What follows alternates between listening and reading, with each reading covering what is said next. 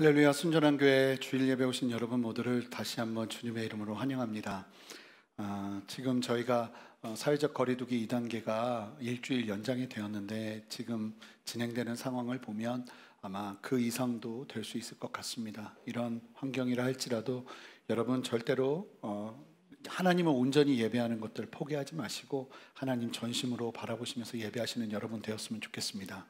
지난주에 조금 일이 있어서 예담 아이들 줌으로 예배하는데요, 우리 예담 전도사님이 예배에 조금 늦게 들어갔더니 아이들이 초롱초롱 얼굴로 화면에 꽉 채워가지고 벌써 기다리고 있더래요.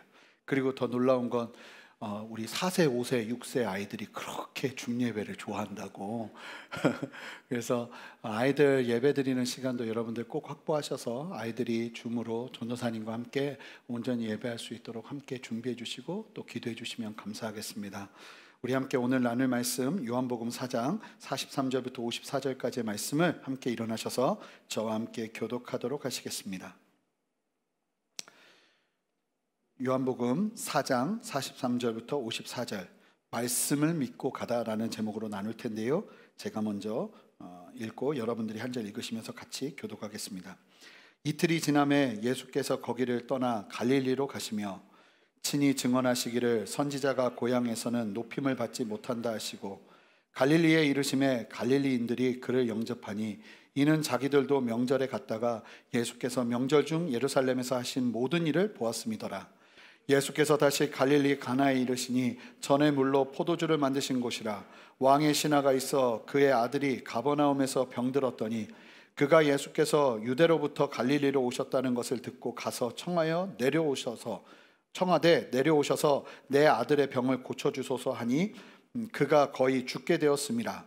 예수께서 이르시되 너희는 표적과 기사를 보지 못하면 도무지 믿지 아니하리라. 신하가 이르되 주여 내 아이가 죽기 전에 내려오소서. 예수께서 이르시되 가라, 내 아들이 살아있다 하시니 그 사람이 예수께서 하신 말씀을 믿고 가더니 내려가는 길에서 그 종들이 오다가 만나서 아이가 살아있다 하거늘 그 낫기 시작한 때를 물은즉 어제 7시에 열기가 떨어졌나이다 하는지라. 그의 아버지가 예수께서 내 아들이 살아있다 말씀하신 그때인 줄 알고 자기와 그 온 집안이 다 믿으니라. 이것은 예수께서 유다에서 갈릴리로 오신 후에 행하신 두 번째 표적이니라. 아멘. 자리에 앉으시겠습니다. 우리 함께 기도하고 말씀 나누도록 하겠습니다. 하나님, 이때 가장 필요한 말씀으로 준비하셔서 우리에게 말씀하시는 주님을 찬양합니다. 참으로 어렵고 혼란스러운 시기를 우리가 건너고 있습니다. 하나님, 이때 주님의 말씀과 도움 없이는 우리가 한순간도 설 수 없사오니 하나님의 넘치는 은혜로 이 시간 말씀으로 우리를 세우시고 그 말씀으로 주님을 온전히 예배하는 시간 되도록 역사하여 주시옵소서.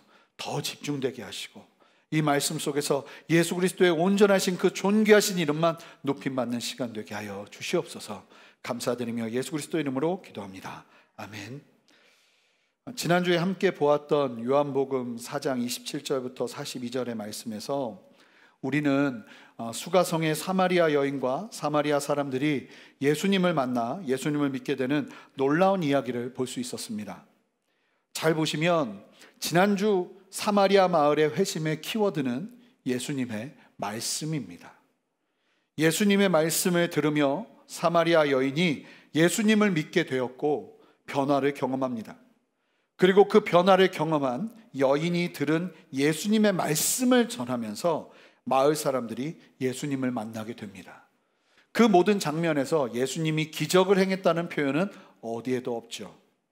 그리고 마을 사람들도 예수님과 함께 이틀을 보내면서 결국은 예수님과의 만남 속에서 다음과 같은 고백을 하죠. 우리 지난주에도 읽었던 말씀이지만 요한복음 4장 42절 말씀을 함께 한 목소리로 읽어보겠습니다. 그 여자에게 말하되 이제 우리가 믿는 것은 내 말로 인함이 아니니 이는 우리가 친히 듣고 그가 참으로 세상의 구주신 줄 알미라 하였더라. 여러분, 다른 사람을 통해 듣던 말씀으로 예수님을 아는 것이 아니라 이제 내가 친히 직접 듣고 예수님이 참으로 세상의 구주요 구원자이심을 알게 되었다는 고백을 하게 되는 것을 볼 수 있습니다. 저는 우리 순전한 교회 성도님들 모두가 이런 은혜를 누리시기를 주님의 이름으로 축복합니다. 처음에는 우리가 다른 사람을 통해서, 아니 제3자를 통해서 예수님을 간접적으로 알지만 거기에서 머물 수 없는 것이죠. 우리가 직접 예수님의 말씀을 듣고 직접 예수님을 대하면서 예수님만이 이 세상의 참 구주이심을 경험하는 역사가 저와 여러분 모두에게 필요한 것입니다. 그래서 여러분 모두가 이 말씀을 통해서, 그리고 우리가 함께 예배하면서 이 사모함을 함께 가지시기를 주님의 이름으로 축복합니다. 그리고 그렇게 간절하게 나도 이 사마리아 마을 사람들의 고백처럼 나도 주님 앞에 같은 고백으로 나가기를 소망하는 마음, 이제 내가 친히 듣고 예수님이 참으로 세상의 구주이신 줄 알게 되었다는 고백이 나의 고백이 되게 해달라는 간구가 여러분 모두에게서 시작되시기를 주님의 이름으로 축복합니다. 더 이상 아내 때문에 믿게 되는 예수님이 아니라, 아이들 때문에 믿게 되는 예수님이 아니라, 부모님 때문에 믿게 되는 예수님이 아니라, 누군가로 말미암아 믿게 되는 예수님이 아니라 내가 직접 만난 예수님, 내가 직접 들은 예수님의 말씀, 그것으로 말미암아 변화되는 여러분 말입니다. 저도 비슷한 간구로 예수님을 만났습니다. 하나님, 나도 만나고 싶습니다. 나도 다른 사람들이 예수님 만났다고 하는데 그 만남 나도 갖고 싶습니다. 더 이상 남들이 말하는 예수님이 아니라 저를 직접 만나달라는 간절한 기도가 시작되었어요. 그럴 때 주님께서 저를 실제적으로, 바로는 아니지만 간절함에 간절함을 더할 때 주님께서 저를 인격적으로 만나주셨어요. 저는 여러분 모두에게도 마찬가지라고 믿습니다. 하나님께서 여러분들을 만나시기로 작정하신다면, 그리고 여러분들이 그 하나님을 간절히 기대하신다면 주님은 여러분들을 만나주실 거예요. 자, 이제 오늘 본문을 볼 텐데, 사마리아에서 이틀을 머무신 예수님과 제자들은 원래 목적지인 갈릴리를 향해 이동하기 시작합니다.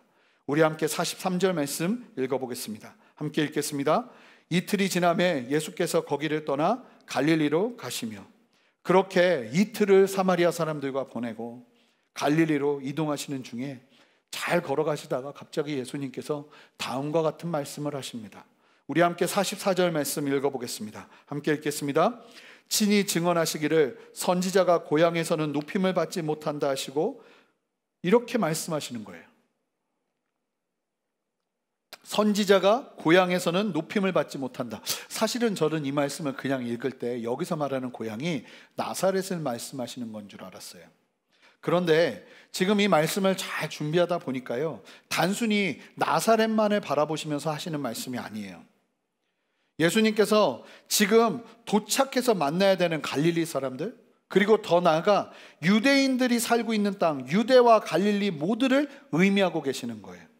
그런데 왜 예수님께서 지금 이 시점에 이와 같은 말씀을 하셨고, 아마 가면서도 많은 이야기들이 오고 갔을 텐데 이 사도 요한은 이 말씀을 요한복음 4장에 기록하고 있는 것일까요? 여러분, 이 44절이요, 오늘 본문을 이해하는 너무나 중요한 열쇠가 됩니다. 중요한 포인트예요. 사실은 오늘 말씀은 고치는 이야기, 치유받는 이야기처럼 보이지만 사실은 이 오늘 본문을 이끌어가는, 그리고 원인이 되는, 그리고 무엇이 중요한지를 알게 하는 말씀이 이 44절에 남겨져 있어요. 여러분, 이 말씀을 하시는, 예수님께서 이 말씀하시는 이유가 무엇이겠습니까? 예루살렘을 중심으로 한 유대와 갈릴리 지역이 수가성 사마리아와 너무 큰 차이가 나는 거예요. 이 사마리아 사람들이 너무 잘 믿었는데 이제 이 사람들을 뒤로하고 가서 만나야 될 사람들을 생각하면서 예수님이 가장 먼저 하신 얘기가 이 얘기라고요. 예수님께서 말씀만으로 예수님을 믿은 사마리아와는 이스라엘이 너무나 다른 거예요. 그게 실제였죠. 그 상황을 바라보시는 예수님의 안타까움이 이 44절에 담겨져 있는 겁니다. 왜 예수님이 선지자는 고향에서 높임을 받지 못한다고 말씀하시는 것일까요? 여러분, 그 이유는 여러 이유가 있겠지만 몇 가지를 살펴볼 텐데, 첫 번째는 유대인들이 갖고 있는 선입견 때문에 그렇습니다. 예수님의 출신이 주는 선입견 말입니다. 누가복음 4장에 보면 예수님께서 자라신 나사렛 회당에 들어가셔서 구약의 이사야 말씀을 읽으시고 강론을 하시는데 그 말씀이 너무나 놀랍게 선포되는 거예요. 그런데 그 선포되는 말씀으로 은혜를 받으려 하다가 그들이 은혜를 받지 못해요. 왜 은혜를 받지 못하는가? 누가복음 4장 22절 말씀을 한 목소리로 읽어보겠습니다. 함께 읽겠습니다. 그들이 다 그를 증언하고 그 입으로 나오는 바 은혜로운 말을 놀랍게 여겨 이르되 이 사람이 요셉의 아들이 아니냐? 여러분, 나사렛 사람들이 들어보니까요, 말씀이 너무나 기가 막힌 거예요. 그런데 하나 걸리는 게 있어요. 바로 뭔가요? 예수님이 목수, 요셉의 아들이라는 사실이죠. 이것이 이들의 걸림돌이 됩니다. 예수님의 고향 사람들은 예수는 나사렛 목수 요셉의 아들이라는 그들의 이해가 깨지지 않는 이상 예수님을 구주로 만나는 것이 힘들어요. 그리고 또한 이스라엘 백성들 모두가 예수님의 출신에 대한 오해가 있었죠. 예수님이 어떻게 소문이 났죠? 나사렛 예수라고 소문이 났습니다. 그런데 하나님은 미가 선지자를 통해서 메시아가 어디서 태어나게 될 것인지를 말씀하셨어요. 잠깐 미가서 5장 2절 말씀을 함께 읽어보겠습니다. 베들레헴 에브라다야, 너는 유다 족속 중에 작을지라도 이스라엘을 다스릴 자가 내게서 내게로 나올 것이라. 그의 근본은 상고에 영원히 있느니라. 베들레헴 에브라다야. 베들레헴이요, 다윗이 태어난 곳이기도 했지만 이 베들레헴에서 메시아가 날 것이 이 미가서를 통해서 예언이 되었어요. 그래서 말씀을 아는 사람들은 메시아가 어디서 태어날 것인지를 알고 있었단 말입니다. 이 베들레헴은 사실은 굉장히 작은 마을이었지만 유대인들에게는 굉장히 유명한 마을이었어요. 다윗의 고향이었거든요. 그런데 메시아도 그곳에서 날 것이라고 했으니 사람들은 베들레헴을 기억하고 있었죠. 그런데 예수님이 어디 출신이라고 소문이 났죠? 나사렛 출신이라고 소문이 났습니다. 그들은 말씀을 빗대어 예수님을 오해한 거예요. 사실 예수님은 어디서 태어나셨죠? 바로 베들레헴에서 태어나셨어요. 그러나 사람들은 그것을 직접 묻지도 않고 그저 나사렛에서 자랐으니 나사렛 출신이겠거니 하고 그 잘못된 정보가 선입견이 되어 예수님을 온전하게 바라보지 못합니다. 여러분, 말씀을 잘못 해석하면, 그것이 절대적이라고 여기면 그것만큼 위험한 것이 없다는 사실을 기억하시기 바랍니다. 여러분, 말씀이 맞다고 해도 그 말씀을 온전히 이해하는 것이 너무나 필요한 겁니다. 말씀을 잘못 이해해서 어리석은 결정을 하는 대표적인 사람들이 이단이잖아요. 그들이 말씀을 얼마나 귀하게 여기는지 아십니까? 그런데 놀라운 건 말씀을 잘못 해석하니까 전혀 다른 방향으로 가는 거예요.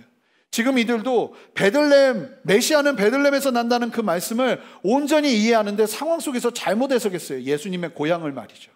그러면서 그들이 예수님을 온전히 바라보지 못해요. 실제로 갈릴리 많은 사람들이 기적을 보고 예수님을 환영하지만 예수님의 제자가 된 사람들은 그리 많지 않습니다. 수많은 사람들이 예수님의 기적을 보고 찾아오지만 예수님 앞에 삶을 드리는 사람들은 그리 많지 않아요. 그리고 예수님은 끊임없이 유대 땅과 갈릴리 땅에서 예수님의 출신으로 말미암은 선입견 때문에 온전히 예수님을 믿지 못하는 수많은 상황들을 만나시죠. 여러분, 그런데 잘 보시면 이런 선입견의 중심에 무엇이 들어있는지 아십니까? 그 중심에 자리 잡고 있는 것이 무엇이냐면 바로 결국은 교만이라는 것을 알 수 있습니다. 여러분, 출신으로 문제 삼고 집안으로 문제 삼고 자신이 알고 있는 정보가 가장 정확하다고 함부로 생각하는 그 중심의 동기가 무엇이겠습니까? 바로 교만이에요. 하나님의 선민이라고, 하나님의 택한 백성이라고 자부하는 그들은 예수님을 만나기에는 너무나 강팍한 상태가 되어 있었다는 거예요. 예수님께서 이와 같이 선지자는 고향에서 높임을 받을 수 없다고 말씀하시는 가장 큰 이유는 유대인들이 갖고 있는 교만 때문이에요.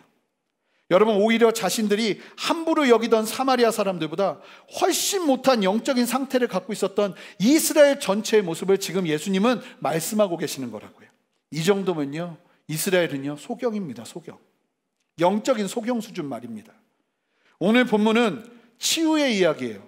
하지만 잘 보시면 단순히 치유에 관련된 이야기가 절대 아닙니다. 유대인들의 이 실제적인 선입견으로 인한 한계를 뚫고 예수님을 믿게 되는 한 사람의 이야기가 담겨져 있습니다. 그리고 그 한 사람뿐만 아니라 그의 가족 전체가 예수님을 믿게 되는 이야기를 담고 있어요. 자, 그러면 오늘 말씀이 하고자 하는 주님의 뜻이 무엇인가를 함께 더 깊이 살펴보도록 하겠습니다.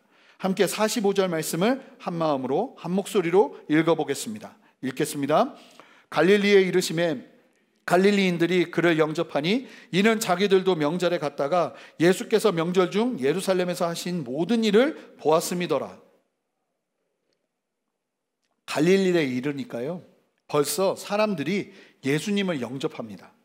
왜냐하면 예수님께서 예루살렘에서 행하셨던 그 모든 일들을 그들이 직접 봤는데 사실은 자세하게 설명을 하지 않아서 그렇지 예루살렘에서 유월절에 예수님께서 행하신 기적이 참으로 놀라웠던 것 같아요. 얼마나 놀라웠던지 이 갈릴리 사람들도 예루살렘에서 그것을 보고는요, 갈릴리 전체에 소문이 파다하게 퍼졌습니다.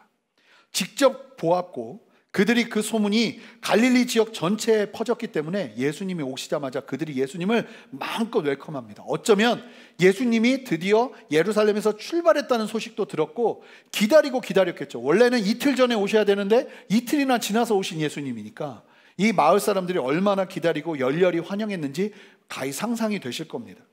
여러분, 이들의 환영의 근거는요, 다른 것이 아니었고 철저하게 예수님의 기적으로 인함이었습니다. 잘 보시면 예수님께서 이 부분을 아주 위험하게 보신다는 사실을 알 수 있어요. 기적을 기대하고 기적을 바라보면서 웰컴하는 그들을 예수님께서 아주 경계하신다는 사실을 오늘 말씀을 통해서 우리는 보게 될 거예요. 여러분, 표적을 기대하며 환영하는 이스라엘 백성들이지만 예수님은요, 그 환영에 답도 하지 않으십니다. 잘 보시면 예수님은 그들에게 어떠한 표적도 보이지 않으세요. 그리고 어떻게 하는지 아십니까? 그냥 그 자리를 떠나버리십니다. 우리 함께 46절 말씀 읽어보겠습니다. 함께 읽겠습니다. 예수께서 다시 갈릴리 가나에 이르시니 전에 물로 포도주를 만드신 곳이라 왕의 신하가 있어 그의 아들이 가버나움에서 병들었더니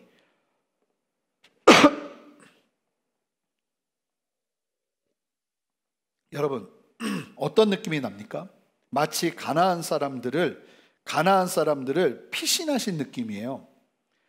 처음으로 표적을 보이신 그 가나로요, 예수님이요, 그들과 환영하는 인파들과 어떠한 것도 하지 않으시고요, 정확하게 표현하진 않지만 그 다음에 바로 보여주는 말씀이 예수님이 거기를 떠나셨다는 거예요.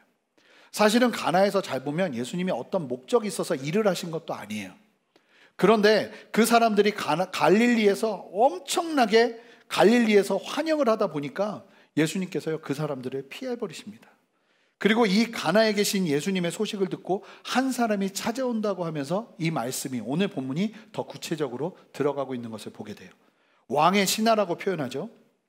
당시 팔레스틴 지역은요, 이 이스라엘 지도 전체를 본다면 이 지역을 그 당시에, 예수님 당시에는 세 지역으로 나누어서 세 명의 왕이 통치하고 있었어요. 그래서 그 왕들을 분봉왕이라고 말합니다.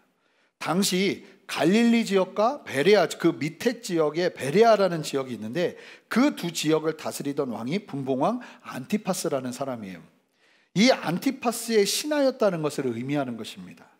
이 신하를 표현하는 원어의 표현을 잘 보면 그냥 신하가 아니고요, 이 왕의 신하들 중에서 아주 높은 자리에 있는 고위 관리라는 사실을 우리가 알 수 있어요.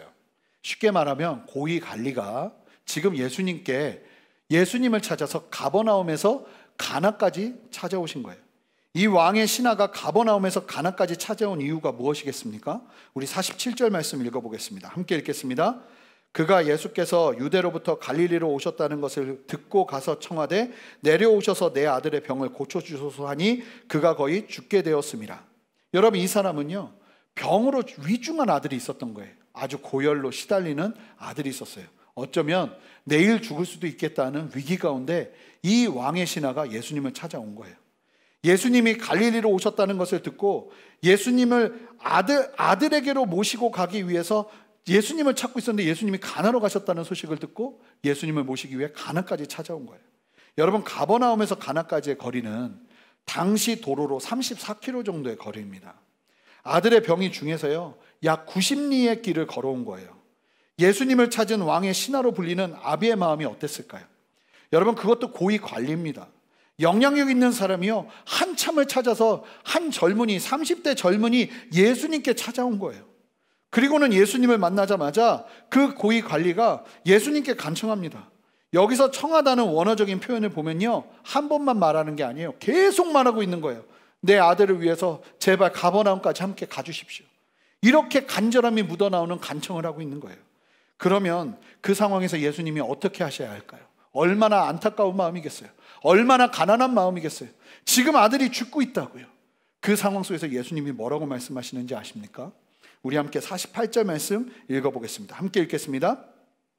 예수께서 이르시되 너희는 표적과 기사를 보지 못하면 도무지 믿지 아니하리라.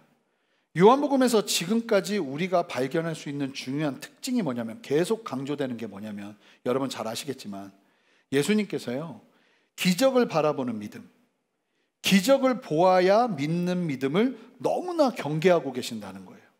아시는 것처럼 유월절날 예루살렘에서 기적을 행하시며 많은 사람들이 예수님을 믿었지만 예수님은 그 중심을 보시곤 그들에게 의탁하지 않으셨다고 말하고 있죠. 마찬가지로 기적을 보고 기적을 기대하며 환영하는 갈릴리 사람들의 환영에도 예수님은요, 반응조차 하지 않으십니다. 그러면서 그런 상황에서 이렇게 안타깝게 요청하고 있는 그 사람 앞에서 뭐라고 말씀하시는가? 표적과 기사를 보지 못하면 도무지 믿지 않는 이스라엘의 안타까움을 안타까워하시면서 말씀하고 계세요. 도무지 믿지 않는다는 표현은 무엇을 의미하겠어요? 기적을 보아야만 믿겠다는 자세가 얼마나 위험한 것인지를 주님께서 말씀하시는 것이죠. 그런데 하필이면 타이밍이에요, 타이밍. 참 안타까운데 예수님께서 이 말씀을 하신 타이밍 말입니다. 지금 신하가 자기 아들이 죽게 되었다고 기적이 필요하니 오셔서 치유의 기적을 행해달라고 요청하는 거잖아요. 그 요청 앞에서 지금 예수님이 뭐라고 말씀하시는 거예요? 아니 얼마나 힘들었냐, 위로하고 격려하고 그러면서 그를 끌고 가는 것이 아니라 예수님이요, 그 왕의 신하의 질문에 요청에 대꾸도 하지 않으시고요, 뭐라고 말씀하시는 거예요? 니들 기적만 구한다고. 지금 쉽게 말하면 뭐라고 하고 계시는 거예요. 그 이야기를 들은 신하는 얼마나 당황스럽겠어요. 그런데요, 신하의 반응이 어떤지 아십니까? 49절 말씀 읽어보겠습니다. 함께 읽겠습니다. 신하가 이르되 주여 내 아이가 죽기 전에 내려오소서. 여러분, 그럼에도 불구하고 신하는요, 완전히 마치 동문서답하는 것 같아요. 뭐라고 말해요? 아무것도 들리지 않아요. 지금 신하는 예수님이 어떤 배경인지도 어떤 선입견도 예수님에 대해서 가지고 있지 않아요. 그리고 예수님이 지금 거절하시고 계시는 모습도 전혀 눈에 들어오지 않아요. 죽어가는 아들만 보일 뿐이에요. 그러니 간절하게 아이가 죽기 전에 내려오시라고 합니다. 내려오시라는 표현은요, 다른 것이 아니라 가나 지역이 가버나움보다 고지대에 있었기 때문에 그렇게 말하고 있는 거예요. 여러분, 정말 이럴 때가 있잖아요. 그렇게 예수님을 붙잡는 경우가 있잖아요. 우리도 지금의 상황이 너무나 급박한데 의지할 것이라고는 예수님밖에 없는 상황 말입니다. 여기에 무슨 교만이 있고 무슨 선입견이 있겠어요. 그저 가난한 마음뿐이고 간절한 마음뿐이죠. 그런데 여러분, 그런 상황이 예수님을 만나는 길이 된다는 사실을 기억하시는 여러분 되시기를 바랍니다. 여러분, 그렇게 간절하게 이 신하가 예수님 앞에 나아가자 예수님이요, 어떻게 대하실까요? 우리 50절 말씀을 읽어보겠습니다. 함께 읽겠습니다. 예수께서 이르시되 가라, 내 아들이 살아있다 하시니 그 사람이 예수께서 하신 말씀을 믿고 가더니. 여러분, 하나님은요, 그래도 참 감사한 것이 우리의 고통을 아십니다. 우리를 사랑하시는 하나님께서 우리를 외면하지 않으세요. 그리고 결국은요, 잘 보세요, 예수님은 기적을 행하십니다. 그런데 중요한 것이 왕의 신하와 함께 가버나움으로 가서 극적으로 아들이 살아나는 기적을 행하셔야 되는데 방법이 좀 독특하다는 거예요. 지금 상황이 아주 독특하다는 거예요. 그렇게 하지 않으세요. 그저 뭐라고 말씀하시냐면 말씀만 하세요. 뭐라고요? 가라, 네 아들이 살았다. 여러분, 왜 예수님께서 함께 이동하시지 않을까요? 이 간절한 신하의 요청 앞에서 모두가 보는 앞에서 기적을 행하시는 퍼포먼스를 하시면 정말 얼마나 많은 사람들이 예수님을 더 믿겠습니까? 그런데 기억하셔야 됩니다. 무엇이냐면, 무엇을 기억해야 되냐면 예수님은요, 잘 보세요. 오늘 말씀 잘 보세요. 많은 사람들을 모으는 길을 선택하지 않으세요. 숫자에 상관없이 제대로 된 믿음을 가지는 사람들을 세우시기 위해서 선택하시고 집중하세요. 여러분, 교회도 그래야 됩니다. 많은 사람을 불러 모으는데 목적을 갖는 것이 아니라, 물론 모든 민족이 예수 그리스도를 믿고 변화될 수 있도록 해야 되지만 그것과 함께 정말로 중요한 게 한 사람이라도 제대로 믿을 수 있도록 그 길을 선택하는 것이 교회의 태도이고 교회의 목표여야 하는 거예요. 지금 예수님은요, 신하에게 그냥 기적을 행하지 않으세요. 영적인 도전을 하고 계시는 거예요. 지금 당장 내 아들이 죽을 위기에 놓여 있는데 예수님이 함께하지 않으시고요, 그저 말씀만 하시는 거예요. 뭐라고요? 너의 아들이 살았으니 이제 너는 내 말을 믿고 그냥 가버나움으로 돌아가라고요. 신하는 어떤 상황이었습니까? 너무나 급박한 상황이죠. 지금 내가 예수님을 데리고 가지 않으면 어쩌면 가다가 아들이 죽을 수도 있는 그런 급박한 상황이에요. 지금 꼭 데리고 가야 되는 상황이에요. 그런데 그런 가난한 마음이 있었기에 그는 어느 것도 계산할 여유조차 없었어요. 예수님이 누구인지도 모르고 그저 자신의 아들의 병을 치유할 유일한 대안이기에 찾아와 간구하고 있는데 지금 예수님이 도전하고 계시는 거예요. 내 말을 믿고 믿음으로 너 혼자 그냥 가라고요. 아들에게 가라고요. 이미 나았다고요. 그런데 이 사람은 나았다는 이야기를 듣지 못했어요. 돌아갔는데 다시 낫지 않았으면 다시 돌아가다가 아들이 죽을 수도 있다고요. 얼마나 간절했겠어요. 그런데 잘 보니까요, 여러분, 오늘 말씀이 너무나 귀한 것이 예수님이요, 지금 잘 보니까 단지 기적만 행하지 않으시고 이 신하가 예수님을 온전히 만날 수 있는, 예수님을 구주로 만날 수 있는 길을 마련해 주면서 기적을 행하시고 계세요. 이 예수님이 우리의 주님이신 게 얼마나 감사한지 모르겠습니다. 할렐루야예요. 여러분, 예수님을 처음 만날 때 누가 예수님을 정확하게 알고 나아가나요? 다들 자신들의 목마름을 가지고 나아가죠. 그런 순전한 목마름이면 괜찮아요. 예수님은요, 그런 목마름을 함부로 여기지 않으세요. 그러나 한 가지 잘 보시면 이 갈릴리 사람들과, 예수님을 열렬하게 환영했던 갈릴리 사람들과 이 왕의 신하에서 나타나는 차이가 있어요. 한 가지 주의해야 될 게 있는데 뭐냐면 그것은 바로 교만에서 나오는 편견이에요. 예수님을 시험하고자 하는 마음이에요. 오늘 본문에서 예수님은 우리에게 이런 교만으로 오는 편견과 선입견의 위험을 말씀해 주고 계시는 거예요. 그것만 아니라면 여러분의 간절한 기대를 예수님은 그냥 지나치지 않으신다는 거예요. 진짜 내 인생의 유일한 대안이 예수님 한 분이라는 그 간절한 기대가 일어난다면 여러분, 어떠한 상황에서 여러분들이 설사 기적을 기대하고 소망하면서 주님 앞에 나아간다 할지라도 주님은 여러분들을 다루시면서 온전하게 이끄신다는 거예요. 그 대신 예수님이 이끄시는 방법이 우리의 기대를 주님의 방법으로 풀어내신다는 거예요. 이게 굉장히 중요한 거예요. 여러분, 우리는 예수님 앞에 우리의 기대를 가지고 가지만 우리가 순전하게만 나아가잖아요. 그러면 주님은요, 우리의 기대를 주님의 방법으로 풀어내십니다. 할렐루야. 여러분, 예수님은 왕의 신하와 함께 이동하지 않으세요. 그리고 말씀만 하십니다. 그리고 이제 모든 바턴을요, 왕의 신하에게 넘기십니다. 이제 신하는요, 결정해야 돼요. 예수님의 말씀을 믿고 돌아갈 것인가, 아니면 끝까지 내 뜻을 관철하기 위해서 예수님과 실기행위를 벌일 것인가. 그런데 감사하게도 이 본문에서 신하는요, 정답을 외칩니다. 다시 한번 50절 말씀을 우리 한 목소리로 읽어보겠습니다. 함께 읽겠습니다. 예수께서 이르시되 가라, 내 아들이 살아있다 하시니 그 사람이 예수께서 하신 말씀을 믿고 가더니, 예수님의 말씀에 이 신하는 그 말씀을 믿고 갑니다. 할렐루야. 예수님께서 하신 말씀을 이 신하가 믿었어요. 그리고 혼자 돌아갑니다. 놀랍죠? 지금 예수님은요, 보이지 않아도 말씀을 의지해서 순종하는 길로 갈 수 있냐고 도전하고 계시는 거예요. 사실 가장 쉬운 길은요, 예수님이 함께 가셔서 고쳐주시는 길이에요. 그런데 예수님은요, 이 신하에게 보이지 않아도 말씀을 믿고 행하는 길을 선택하게 하십니다. 훨씬 어렵고 훨씬 도전적인 길이죠. 이 신하는요, 고위 관리라고 했습니다. 제가 말씀드렸잖아요. 그 예수님은 어떤 분이시죠? 예수님은 가난한 목수 집안에서 자란 30대 청년이에요. 이미 갈릴리 사람들은 예수님이 어떤 출신인지 다 알았어요. 신하의 입장에서 충분히 기분이 언짢을 수 있는 상황이에요. 어렵게 찾아왔잖아요. 90리길을 걸어왔잖아요. 아들 이야기를 했더니 정말 얼마나 안타까운 아들입니까? 내 아들 이야기했더니 갑자기 기적을 봐야만 믿는 유대인들을 안타까워하는 이야기만 하시는 예수님의 다른 모습을 보는 거예요. 게다가 뭐라고 말씀하세요? 나 같이 안 가겠다는 거예요. 이동도 하지 않으시고 그저 너의 아들이 나았으니 돌아가라며 혼자 돌아가게 하는 상황이 충분히 이 신하의 마음을 상하게 할 수 있다고요. 여러분, 때로는요, 주님이 우리의 마음을 상하게 하는 것처럼 보이는 상황을 만날 때가 있습니다. 거절하시는 것처럼요. 그럼에도 불구하고 놀라운 것은 이 신하가요, 예수님의 짧은 만남 속에서 분명한 무언가를 경험했던 것 같아요.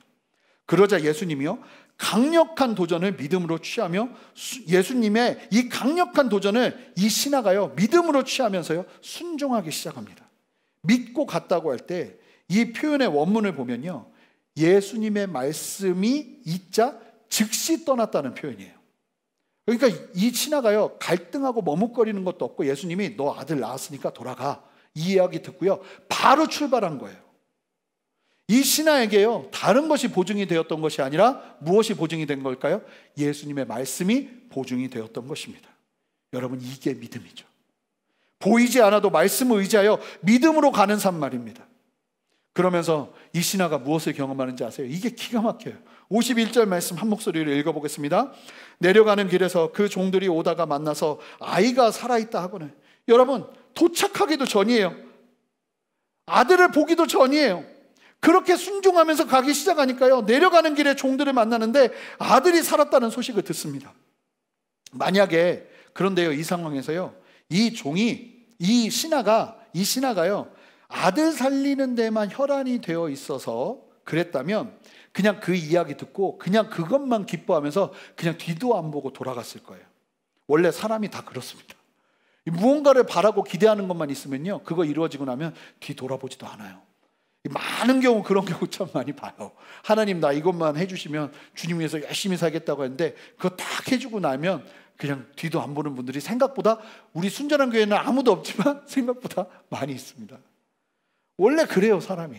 그런데요, 여러분, 이 신하가 어떤 모습을 보이는지 아십니까? 기뻐한다는 표현도 없어요.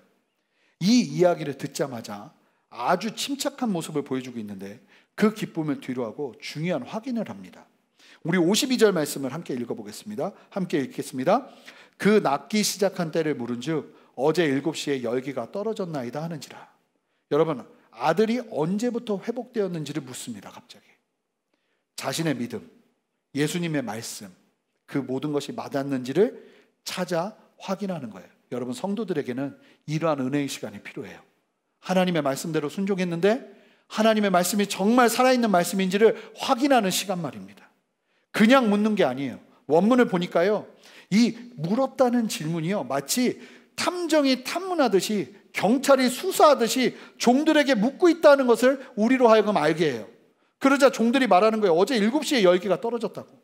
여기서 말하는 7시는요 오후 1시인데 유대인들이 어제라고 말하는 이유가 뭐냐면 유대인들의 하루는요 해가 지면 그 다음 날이 돼요.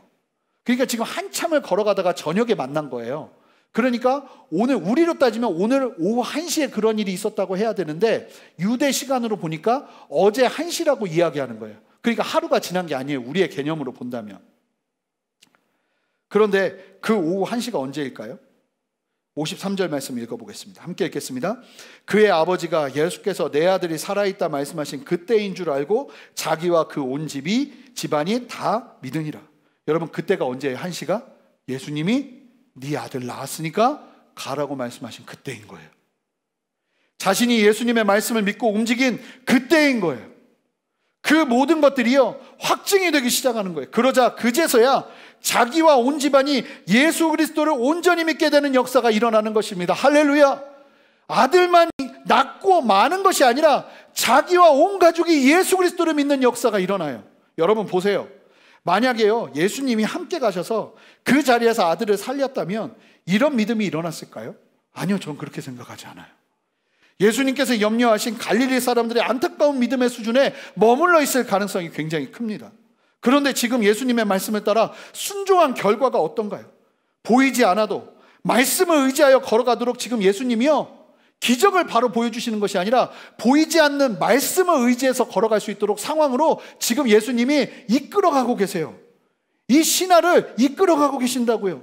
목마른 마음으로 나온 이 신하를 그러한 방식으로 인도하고 계세요. 그리고 그 도전에 순종하자 그 걸음이 다 닿기도 전에, 아들에게 도착하기도 전에 믿음의 응답을 보게 하세요. 정말 가장 안전한 길을 지금 예수님께서 이 신하에게 보여주고 계신다고요. 단순하게 아들 병만 낫는데 그치는 것이 아니라 자신과 온 가족이 예수님을 온전히 믿는 더 큰 기적을 경험하게 되는 것입니다. 마치 사마리아 여인과 그 마을 사람들이 예수님을 다 믿은 것과 유사한 왕의 신하와 그의 가정이 예수 그리스도를 믿게 된 이야기가 이 말씀 가운데 펼쳐지는 거예요. 여러분, 이제 질문을 하려고 하는데, 그런데 여러분 이 왕의 신하와 갈릴리 사람들 모두가 뭘 경험했냐면, 뭘 봤냐면 기적을 봤습니다. 갈릴리 사람들이나 예루살렘에 있었던 6월절에 예수님의 기적을 본 사람들이나 이 왕의 신하나 똑같이 기적을 봤다고요. 똑같은 주제, 기적이라는 주제를 가지고 있어요, 이 사람들이. 그런데 어떻게 이처럼 다른 결과가 일어나는 것이죠? 6월절 예루살렘에 있었던 예수님을 믿은 사람들과 갈릴리에서 예수님을 환영했던 사람들, 그리고 반면에 아들의 질병의 문제로 예수님을 찾아온 왕의 신하와는요, 분명한 차이를 보여주고 있어요. 어떤 차이일까요? 잘 보시면요, 다른 유대인들은요, 기적으로 예수님을 믿었어요. 그런데 지금 왕의 신하는 예수님의 놀라운 배려 안에서 어떻게 예수님을 믿죠? 예수님의 말씀을 믿음으로 순종하여 기적을 경험하면서 예수님을 믿습니다. 여러분, 기적으로 예수님을 믿는 것과 예수님의 말씀을 순종하면서 기적을 경험하는 건 천지 차이예요. 이것은요, 하늘과 땅 차이입니다. 기적은 반드시 성도의 삶에 있어야 합니다. 할렐루야. 지금 힘들고 어려운 여러분들의 삶 속에서도 하나님의 놀라운 기적이 함께 하시기를 주님의 이름으로 축복합니다. 그런데 이 기적이 중요하지 않은 게 아니라는 거예요. 중요하지 않은 게 아니라는 거예요. 기적은 중요한 거예요. 그러나 여러분, 예수님께서 계속 이 요한복음을 통해서 우리에게 말씀하시는 도전은 기적이 목적이 되면 아주 위험한 신앙이 된다는 거예요. 내가 이 기적을 얻기 위해서 교회를 나오고, 내가 이 기적을 얻기 위해서 하나님 내가 그러면 믿겠습니다 하는 믿음으로 나아가는 게 아주 위험하다는 것을 주님께서 말씀하신다는 거예요. 저는 오늘 말씀을 준비하면서 오늘 본문이 다른 이야기로 전환되는데 이 말씀이요, 사실은 5장으로 가는 게 좀 어울려요. 그런데 굳이 4장을 더 길게 하면서 이 요한복음 4장 안에 이 말씀을 굳이 넣는 이유가 무엇일까 하는 생각을 해보기 시작했어요. 그 이유를 알겠더라고요. 사실 예수님이 가나안의 사마리아 마을, 사마리아 사람들이 있었던 수가성을 떠나고 난 다음에 이제 다른 이야기로 전환되는데 5장으로 가야 되는데 4장 마무리에 그 이야기가 담겨져 있어요. 여러분, 요한복음을 통해서 하나님은요, 의도적으로 우리에게 아주 중요한 것을 보게 하세요. 요한복음이 어떤 특징이 있냐면, 이미 요한복음이 쓰여질 때 공간복음이 마태, 마가, 누가복음이 교회에서 읽혀지고 있었어요. 요한복음을 쓴 이유는 공간복음에 없는, 하지만 보충해야 될 내용들을 더 많이 담아서 담고 있다 보니까 이 공간복음 내용에 없는 내용들이 요한복음에 많아요. 그 중에 하나가 오늘 본문에서 강조하고 있는 내용이에요. 이 요한복음이 계속 강조하는 거죠. 여러분, 오늘 본문까지 굳이 4장 가운데 포함되면서 하나님께서요, 예수님을 만난 사람들의 모습을 보여주고 계세요. 다양한 사람들. 그런데 하나님께서 귀하게 여기시는 롤모델로 삼고 싶어하는 믿음의 사람들이 누구인지를 이 요한복음 4장을 통해서 우리에게 그냥 보이지 않는 메시지처럼 던지고 계시는 것 같아요. 여러분, 귀한 믿음이 있는 곳이 어딜까요? 여러분, 가나도 아니고 갈릴리도 아니에요. 어딜까요? 맞습니다. 바로 수가성 사마리아, 사람들이 살던 그 마을이에요. 여러분, 사마리아 마을은 편견이 없었을까요? 오히려 그들에게는 더 큰 선입견 혹은 편견의 장벽이 있을 수 있었죠. 예수님은 선지자로 보기에는 너무나도 젊은 나이였어요. 게다가 유대인입니다. 서로가 적대시하는 유대인 말입니다. 게다가 예수님이 특별한 무언가를 보인 것도 아니에요.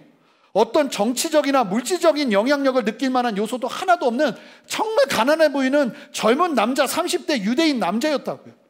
그런 유대인인 남자, 30대 남자였던 예수님을 사마리아 사람들이요, 그리스도로, 메시아로 온전히 만나는 역사, 자신들의 편견을 무너뜨리며 예수님을 만나는 역사를 경험하는 이야기를 보여주면서 무엇이 이와 같은 역사로 이끈 것인지를 우리로 하여금 도전하면서 보게 한다는 거예요. 여러분, 사마리아 사람들에게 드러나는 가장 도드라진 특징은요, 그들이 메시아를 기다리고 예배대에 목말라 하는 영적인 목마름이 있었다는 거예요. 사마리아 여인이 예수님께 질문한 질문들이요, 사마리아 여인이 혼자 질문한 게 아니에요. 이 질문들이 다 어떤 내용들이냐면, 마을 사람들이 하던 이야기를 사마리아 여인이 듣고는요, 자기도 생각하고 묵상했던 내용을 예수님께 말하고 있는 거예요. 그만큼 마을 사람들 전체가요, 예수님께 목말라 있었어요. 하나님께 목말라 있었어요. 영적인 목마름을 가지고 있었어요. 마을 사람들이 사마리아인으로 살아가던, 그러면서 겪던 가난과 고난의 삶 속에서 그들은 감사하게도 영적인 목마름과 하늘의 기대를 품고 있었던 거예요. 여러분, 영적인 목마름이요, 그만큼 중요한 거예요. 예수님을 만나고 싶은 목마름 말입니다. 코로나의 어려움으로 어쩌면 지금보다 더 힘든 상황을 만날 수 있지만 이때 우리 안에 영적인 목마름이 일어나게 되기를 주님의 이름으로 축복합니다. 사마리아 사람들처럼 말입니다. 그리고 오늘 말씀을 잘 보세요. 어쩌면 사마리아 사람들 같은 영적인 목마름은 없어. 그런데 오늘 본문에 등장하는 왕의 신하처럼 예수님 외에는 대안이 없는 절박함으로 기적을 바라보며 하나님 앞에 서 있는 분들이 계실 수 있어요. 여러분, 그래도 괜찮아요. 교만하지만 않으면 돼요. 내가 기적을 봐야만 예수님을 믿겠다는 그런 시험하는 마음만 없으면 돼요. 그런 간절한 마음이 있으시다면 이 시간 여러분들에게 도전하기를 원합니다. 예수님이요, 그냥 기적을 여러분들에게 허락하지 않으실 거예요. 여러분들을 사랑하신다면요. 여러분, 기적을 통해 믿어보자는 기대, 그렇게 얻게 되는 믿음이 얼마나 위험한 것인지를 예수님께서 지금 말씀하시잖아요. 얼마나 중요하면요, 계속 반복해서 말씀하세요. 일말의 기대라도 그런 기대는 다 내려놓으시는 여러분 되시기를 주님의 이름으로 축복합니다. 여러분, 예수님의 말씀에 순종하는 자리를 선택하시는 여러분 되시기를 바라요. 영적인 분별력을 가지고 지금 나에게 도전하시는 예수님의 말씀, 이 성경 말씀을 바라보면서 이 말씀 앞에 순종하며 가겠다는 결단으로 오늘 예배를 마치시기를 주님의 이름으로 축복합니다. 그러하기 시작할 때 여러분들의 인생 가운데 무엇이 오느냐? 기적이 오기 시작하는 거예요. 언제나 그랬어요. 하나님이 제 인생 속에서도 하나님이 말씀하시는 말씀을 향해서 순종하며 나갈 때 정말 그래서 살 수 있을까? 그러면 죽지 않을까 하는 수많은 두려움 속에서도 이 말씀을 의지하여서 마치 이 신하처럼 그 말씀 믿고 바로 그 말씀대로 순종하며 나가기 시작할 때 하나님이요, 제 인생 속에서도 기적을 보여주시더라고요. 제 인생 속에서도 얼마나 많은 기적을 봤는지 몰라요. 그런데요, 많은 이 시대에 믿는 사람들이요, 갈릴리 사람들 같은, 유대인들 같은, 예루살렘 사람들 같은 그런 잘못된 믿음을 가지고 하나님을 바라보는 사람들이 얼마나 많은지 몰라요. 나에게 먼저 도깨비 방망이 달라는 거예요. 나에게 먼저 내 소원을 이루어 달라는 거예요. 그러면 내가 하나님 앞에 선신하고 내가 하나님을 더 잘 믿겠다고요. 아니요, 그것은 하나님의 순서도 아니고 예수님이 오늘 말씀에서 거절하시고 피하시는 방법이에요. 예수님이 도전하시는 도전은요, 먼저 보이지 않아도 내 말 믿고 순종하라는 거예요. 지금 여러분들에게 도전하시는 예수님의 말씀을 믿고 여러분들도 그 믿음의 걸음을 걸어내십시오. 그리고 결단하시는 여러분 되시기를 바랍니다. 내가 모든 필요가 있지만 먼저 예수님 온전하게 믿고 예배 드려야겠다. 예수님 말씀 믿고 나도 내 마음대로 살던 것 정리해야겠다. 예수님 말씀 믿고 나도 용서할 수 없던 사람들 용서해야겠다. 예수님 말씀 믿고 내 죄의 습관들을 고쳐야겠다. 그럴 때 하나님은 단순히 문제만 해결하는 것이 아니라 그 이상의 중요한, 우리의 인생의 가장 중요한 문제까지도 풀어내시는 역사를 우리에게 이루실 거예요. 어제 한 장로님과 통화하면서 장로님께서 이런 얘기 하셨어요. 지금 교회들이 이렇게 공격받고 아니면 교회들이 이렇게 오해를 받고 어려운 상황 가운데 있을 때 우리가 해야 될 정말 중요한 것은 다른 것이 아니라 회개라는 거예요. 목마른 마음으로 주님 앞에 나가라는 거예요. 나가는 것이라는 거예요. 근데 이 말씀 준비하는데 맞아요. 우리가 이 상황 속에서 사마리아 사람들과 같은 모습을 가져야 돼요. 핍박이 오고 어려움이 오고 아니면 오해가 오고 우리가 예수님을 바라보면서 예배하는 어려운 상황들이 우리의 의지와 상관없이, 우리의 노력과 상관없이 주어지기 시작할 때 우리가 이 사마리아 사람들과 같은 목마름을 가져야 되는 거예요. 우리에게 정말 필요한 건 뭐예요? 더 큰 은혜예요. 이 어려움을 이겨내고 그것이 아니라 우리에게 훨씬 더 필요한 것은 더 큰 은혜예요. 더 큰 하나님의 임재예요. 예수님이 우리와 함께 하시는 거예요. 예수님의 말씀을 듣는 거예요. 그분 앞에 집중하기 시작하는 거예요. 그것이 우리의 먼저지. 주님께서 우리에게 지금 어려움을 주고 계세요. 교회들을 막 흔들고 계세요. 이때 교회들이 남의 탓을 하고 상황을 탓하고 그러면서 계속 힘들다 어렵다 말하는 것이 아니라 이렇게 흔드실 때는요, 주님의 분명한 뜻이 있는 거예요. 예수님이 거절하시는 것처럼 우리의 모든 기도를 막으시는 것 같을 때는 주님의 분명한 뜻이 있는 거예요. 뭐 하라고요? 주님의 말씀에 순종하면서 목마른 마음으로 엎드리라고요. 이때는 우리가 엎드려야 될 때예요. 하나님 앞에 간절히 기대해야 될 때예요. 주님의 말씀을 사모하면서 그분을 간절히 사모해야 될 때예요. 그리고 주님의 말씀 가운데 철저하게 순종해야 될 때예요. 그때에 주님의 기적이 교회 가운데 시작되는 거예요. 그때에 주님의 기적이 여러분들의 삶 속에서 시작되는 거예요. 놀랍지 않나요? 아들을 보기 전에 벌써 주님은 걱정했지, 고생했지, 마음 어려웠지, 마치 격려라도 하시는 것처럼 채 하루도 지나기 전에 이 신하가 아들이 살아있다는 사실을 듣게 하시면서 그 믿음의 결정이 얼마나 귀한 결정이었는지를 주님께서 보게 하십니다. 저는 함께 예배하는 순전한 교회 성도님들 모두에게 이러한 역사가 있기를 주님의 이름으로 축복합니다. 기적을 통해서 믿는 믿음이 아니라 우리 교회에 끊임없는 기적이 일어났으면 좋겠어요. 어떤 기적이요? 예수님의 말씀을 따라 순종함으로 말미암아 누리는 기적 말입니다. 예수님의 말씀이 먼저요, 그 말씀 앞에 순종하는 우리가 먼저예요. 그리고 그 앞에 나아가기 시작할 때 주님께서 우리 안에 역사하실 거예요. 여러분, 이 아침에 이 시간 함께 예배하면서 예수님을 바라보시면서 담대히 서시는 여러분 되시기를 주님의 이름으로 축복합니다. 함께 기도하시겠습니다.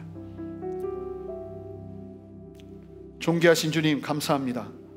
우리에게 말씀하시는 주님, 우리에게 역사하시는 주님, 기적이 먼저가 아니라 말씀 앞에 순종하는 것이 먼저임을 가르쳐 주시면서 도전하시는 주님, 목마른 마음으로 주님 앞에 나가오니 주여 우리 안에 마음껏 역사하여 주시옵소서. 이 시대 속에서 우리가 무엇을 해야 하며 우리가 어떠한 마음으로 나아가야 되는지 보게 하시고 알게 하여 주시옵소서. 감사드리며 예수 그리스도 이름으로 기도합니다. 아멘. 우리 다 같이 자리에서 일어나셔서 함께 주님 앞에 찬양하며 나가겠습니다. 함께 고백합니다. 슬픈 마음 있는 자, 슬픈 마음 있는 자, 몸과 영혼 병든 자, 누구든지 부르시오. 예수 이름 부르시오. 그 이름을 믿는 자, 그 이름을 부르는 자, 그 이름을 부르는 자, 그가 어떤 사람이든 그는 구원 얻으리. 다시 한번 고백합니다. 슬픈 마음 있는 자, 슬픈 마음 있는 자, 몸과 영혼 병든 자, 누구든지 부르시오. 예수 이름 부르시오. 그 이름을 믿는 자, 그 이름을 외치는 자, 그가 어떤 사람이든 그를 구원하리라. 함께 고백합니다. 예수, 예수, 예수, 오 능력의 그 이름 예수, 나 외쳐 부르네.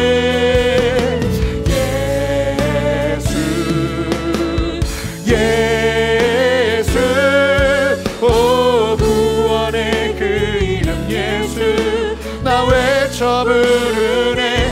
예수 그리스도. 우리 함께 고백합니다. 은과 금 내게 없으나, 은과 금 내게 없으나, 나 가진 것 너에게 주니. 능력의 이름, 능력의 이름 예수라. 그 이름을 부르시오. 그 이름을 믿는 자, 그 이름을 믿는 그 이름을 외치는 자, 그 이름을 외치는 자, 그가 어떤 사람이든 그는 주의 영광 보리라. 우리 두 손을 높이 듭시다. 예수, 예수, 예수, 오 능력의 그 이름 예수, 나 외쳐 부르네. 예수, 예수, 오 구원의 그 이름 예수, 나 외쳐 부르네. 예수 그리스도. 이 시간 우리 함께 기도하기를 원하는데, 이 왕의 신하와 같은 간절함과 절박함으로 주님 앞에 나아가는 분들을 이 시간 도전하길 원합니다. 여러분, 주님이요 여러분들에게 먼저 기적을 보여주시고 여러분들로 하여금 믿음 담대해지라 말씀하지 않으시고, 지금 예수님이 이 왕의 신하를 다루시는 것처럼 여러분들에게 도전하고 계세요. 여러분 먼저 주님 앞에 기도하며 나갈 때, 하나님 내가 말씀 앞에 먼저 순종하겠습니다. 하나님의 진리 앞에 먼저 순종하겠습니다. 그 순종의 걸음 위에 주님의 능력을 보여주시옵소서. 그 순종의 걸음 위에 아버지의 다스리심을 보게 하여 주시옵소서. 그 순종의 걸음 위에 주님의 살아계심을 보게 하여 주시옵소서. 그렇게 사모하면서 우리 주님의 이름을 크게 부르며 결단하며 기도하며 나갑시다. 함께 기도합니다. 주여, 주님 우리 안에 역사하시는 주님을 찬양합니다. 하나님 우리에게 말씀하시는 주님, 우리에게 역사하시는 주님, 우리에게 이끄시는 주님을 찬양합니다. 주님의 말씀과 주님의 진리를 따라 아버지의 말씀 앞에 철저하게 순종하며 주님 앞에 나가기를 원하오니 하나님, 내가 순종이 먼저요, 아버지의 말씀 앞에 따르는 것이 먼저요, 다른 어떤 것보다 그 말씀을 따라 순종하는 것이 먼저임을 주님 보게 하시고 알게 하시오니 주님 역사하시고 함께 하여 주시옵소서. 연약하 여지지 않게 하시고 낙심하지 않게 하시고 주님의 말씀으로 굳세게 일어서는 우리 모두가 될 수 있도록 주님 역사하여 주시옵소서. 주님 우리에게 말씀하여 주시옵소서. 우리에게 확신해 주시옵소서. 할렐루야. 주님 그렇게 하시는 주님을 찬양합니다. 우리 이 시간 기도할 때 분명한 것은 이 왕의 신하가 예수님과의 대화를 통해서 충분히 그 예수님을 믿고 내가 떠나도 되겠구나 하는 확신을 가지게 되었다는 거예요. 우리가 이 시간 기도하기를 원하는데, 하나님 내 안에 그 확신이 있기를 원합니다. 아, 내가 이분을 믿고 예수님을 믿고 이 말씀대로 순종하면 되겠구나, 내가 예수님을 믿고 이 말씀대로 살면 되겠구나 하는 그 믿음으로 즉시 떠나 순종하는 역사가 내 안에 있기를 원하오니 하나님 내 삶을 다스려 주시옵소서. 내 삶을 새롭게 하여 주시옵소서. 하나님의 말씀을 따라 순종하겠나이다. 이 고백으로 주님 앞에 함께 고백하며 결단하며 나가겠습니다. 함께 기도하시겠습니다. 주님이 역사하시는 주님을 찬양합니다. 우리에게 말씀하시는 주님, 우리에게 역사하시는 주님을 찬양합니다. 하나님 우리에게 도전하시는 주님의 그 말씀을 따라 철저하게 순종하며 주 앞에 나아가는 은혜 허락하여 주시옵소서. 주님 말씀하여 주시옵소서. 주님 다스려 주시옵소서. 하나님 두려워하지 않게 하시고 하나님 우리에게도 확신해 주시옵소서.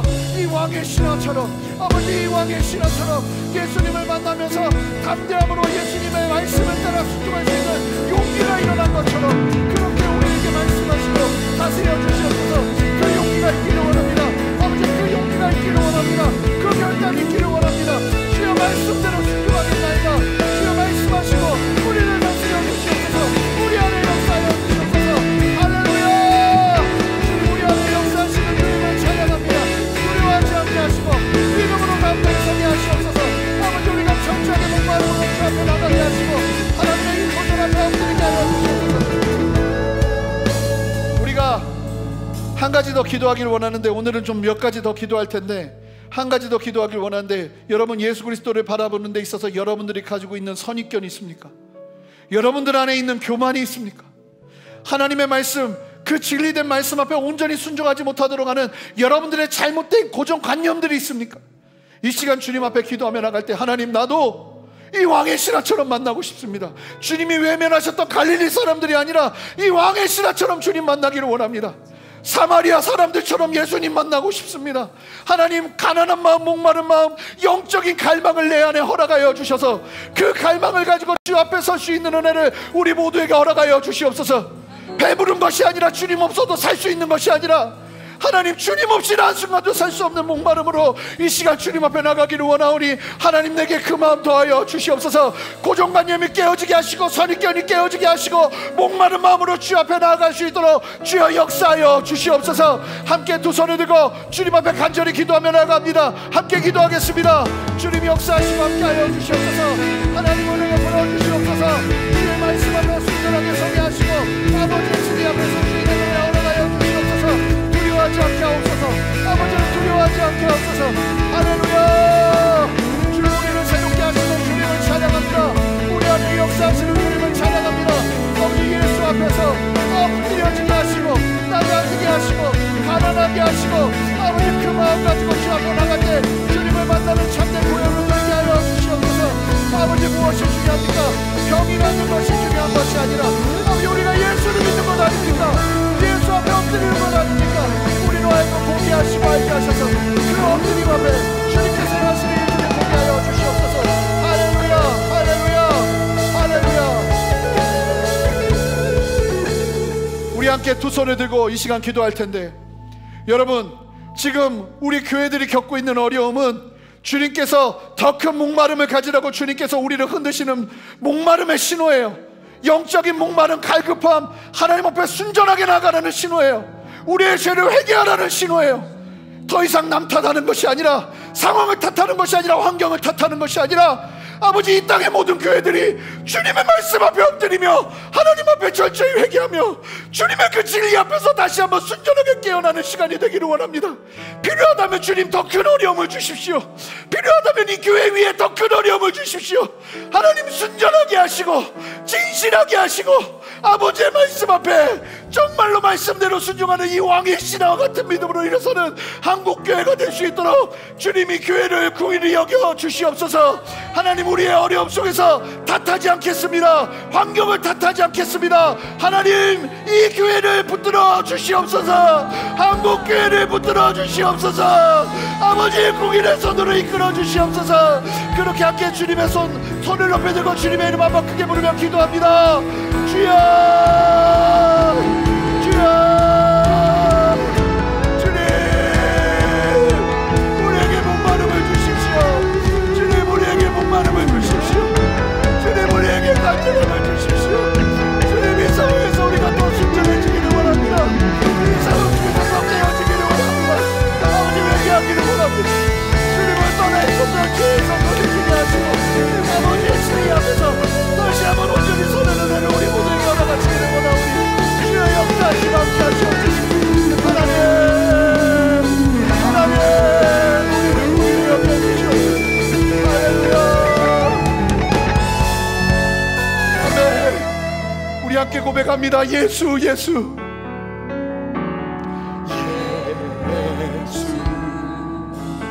예수, 고능력의 그 이름 예수, 나 외쳐 부르네.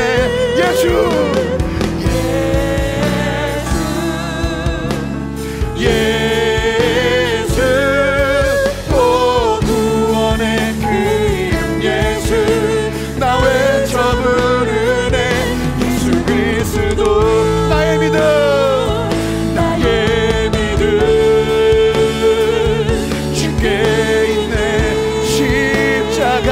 십자가 능력이 내 영광 되었네.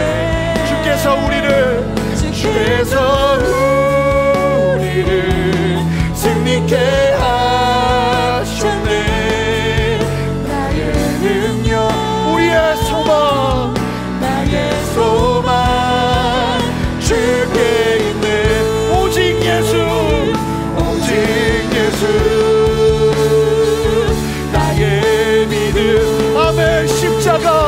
십자가 능력 속에 빛나는 영광.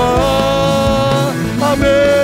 내 모든 승리로 주님께 아멘. 나의 능력, 나의 소망 주께 있네. 하나님, 우리가 어떻게 예수님을 믿었습니까? 하나님, 기적을 바라고 우리의 유행을 바라고 우리 안에 부어지는 하나님의 은혜만 바라고 아버지는 주님 앞에 순전하지 못했던 우리의 모습은 아닙니까? 하나님, 지금의 시대의 환경과 상황들 속에서 정말 어느 때에도 경험하지 못했던 어려움을 겪으면서 하나님, 우리가 어떻게 서야 되겠습니까?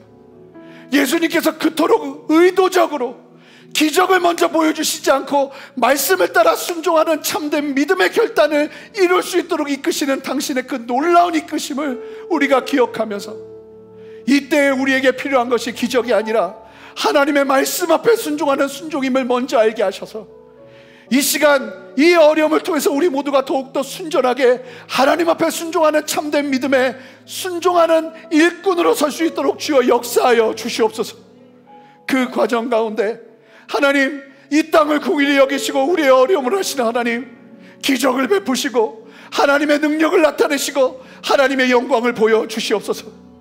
하나님, 이 시대 속에서 아직도 정신 차리지 못하고 하나님 앞에 회개하지 못하고 지난날 우리의 과오를 돌아보지 못하고 하나님 앞에 순전하게 나가지 못했던 우리의 모든 아집과 교만함과 이스라엘 백성들처럼 편견과 선입관에 갇혀 함부로 하나님의 영광을 다루려 했던 그 모든 교만들을 우리가 함께 내려놓고 주님의 진리 앞에 온전히 서기를 원합니다. 하나님, 이 시대 속에서 우리 순전한 교회뿐만 아니라 이 땅의 모든 교회를 더욱더 온전하게 세워주시옵소서. 하나님, 더 깨끗하게 하시고 더 순전하게 하시고 하나님의 말씀 앞에 순종하는 참된 성도들로 이 한국교회가 일어서게 하여 주시옵소서. 세상 사람들과 더 무서운 성공을 위해서라면 무엇도 가리지 않고 나아갔던 잘못된 옳지 않은 성도의 모습들이 다 벗어지게 하시고 하나님의 말씀과 진리 앞에 순종하는 참된 성도의 모습들이 우리 모두에게 해결되게 하여 주시옵소서. 주님, 이 시간 주님 친히 찾아오셔서 왕의 신하와 같이 절박한 심정으로 하나님의 도우심을 구하며 나와 예배하는 우리 성도님들 계십니다. 사업의 어려움으로, 가정의 어려움으로, 개인적인 어려움으로, 육신의 아픔으로 하나님, 지금 예수님께서 보여주시는 것처럼 단순히 기적이 아니라 이 왕의 신하와 가족들이 살 수 있는 온전한 길로 인도하시는 당신의 그 놀라운 섭리의 손길을 우리 성도님들에게 날마다 신실하게 베풀어 주셔서 우리 성도님들이 그 은혜 안에 믿음으로 담대히 설 수 있도록 주여 역사하시고 함께하여 주시옵소서. 주님 앞에 드리는 모든 온라인 헌금 위에 주님 함께하시고 이 헌물이 하나님의 나라와 영광을 위해 사용되게 하시고 어려운 중에도 주님 사랑하는 마음으로 드리는 그 모든 것들을 주님 기뻐 받으시고 한 주도 아버지 하나님 정말 영의 양식을 먹으며 하나님 앞에서 승리하는 모두가 될 수 있도록 주여 역사하시고 함께하여 주시옵소서.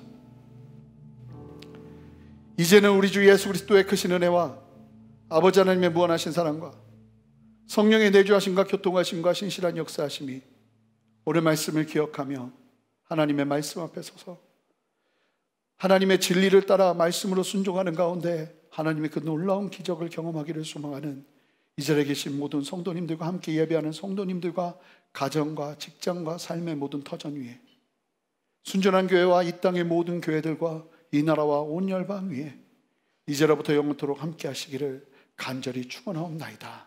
아멘.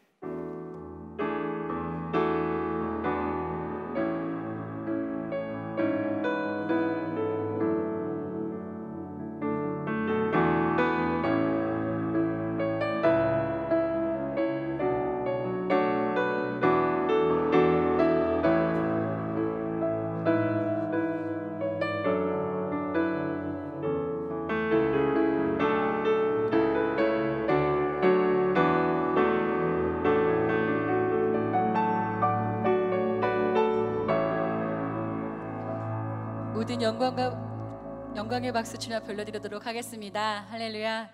모든 예배를 마쳤습니다. 다음 주 이 시간에도 함께 기쁨으로 예배하길 소망합니다. 한 주간도 주님 안에서 승리하시길 바랍니다.